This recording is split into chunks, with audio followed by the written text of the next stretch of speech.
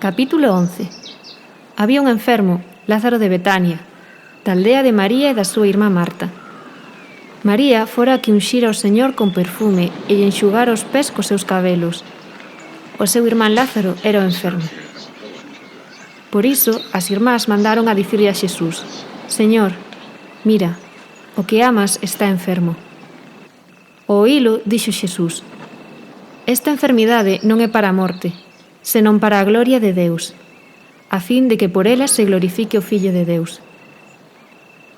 Xesús queríalles moito a Marta, a irmá dela, e máis a Lázaro. Aínda que oíu que estaba enfermo, deixouse estar aínda por 2 días no sitio onde se atopaba. Despois disto, díxolle aos discípulos: Vayamos outra vez a Xudea. Os seus discípulos respondéronlle: Mestre, aínda non hai nada que te querían apedrar os xudeus. E vas ir outra vez alí?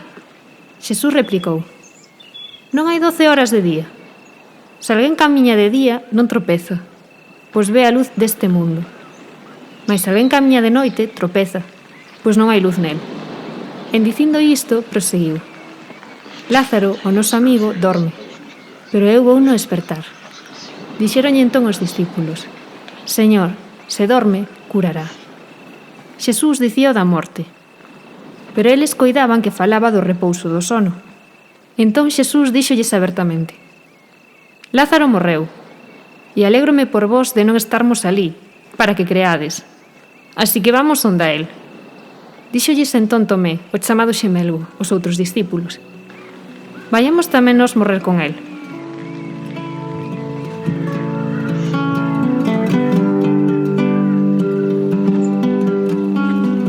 Cando chegou Xesús, atopouse con que Lázaro xa levaba 4 días no sepulcro. Betania estaba preto de Xerusalén, a uns 3 kilómetros. Moitos dos xudeus foran onde a Marta e María para lles daren o pésame polo seu irmán. Cando viu Marta que Xesús estaba chegando, saíulle ao encontro. María, en cambio, quedou na casa.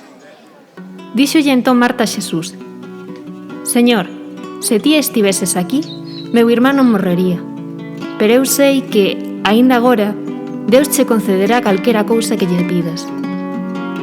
Xesús díxolle: Teu irmán resucitará. Marta respondeulle: Ben sei que resucitará na resurrección, no día derradeiro. Díxolle Xesús: Eu son a resurrección e a vida. Quen cree en min, aínda que morra, vivirá. E todo o que vive e cree en min, non morrerá endexamais. Crees ti isto? Ela respondeu: Sí, Señor, eu creo que ti és o Cristo, o Fillo de Deus, que había de vir ao mundo. E, ditas estas cousas, saíu e chamou por María, súa irmá, dicíndolle polo baixo: O Mestre está aquí e chama por ti. Ela, ao oílo, ergueuse de contado e foi onde a él. Aínda non chegara Xesús á aldea, senón que estaba no mesmo sitio onde o topara Marta. Entón, os xudeus que estaban con ela na casa para lle daren o pésame, vendo a María que se ergueu de contado e saíu, foron detrás dela, coidando que ía á sepultura para chorar ali. María chegou onde estaba Xesús e, ao velo, caeu aos seus pés, dicíndolle: Señor, se ti estiveses aquí, non morrería meu irmán. Ao ver Xesús que ela estaba chorando, e tamén os xudeus que viñeran con ela, apertóuselle o corazón e, profundamente conmovido, preguntou: Onde o puxestes? Contestáronlle: Señor, ven ver. E Xesús botouse a chorar. Entón comentaban os xudeus: Hai que ver como o quería. Pero algúns deles dixeron: E logo este, que deu vista aos ollos dun cego, non podía facer que non morrese. Xesús, estremecéndose de novo, chegou á sepultura. Era unha cova e tiña unha pedra por riba. Xesús ordenou: Arredade a pedra. Marta, a irmá do finado, díxolle: Señor, xa cheira, que leva 4 días.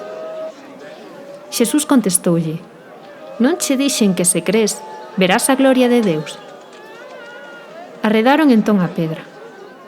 Xesús ergueu os ollos e dixo: Meu Pai, douche grazas porque me escoitaches.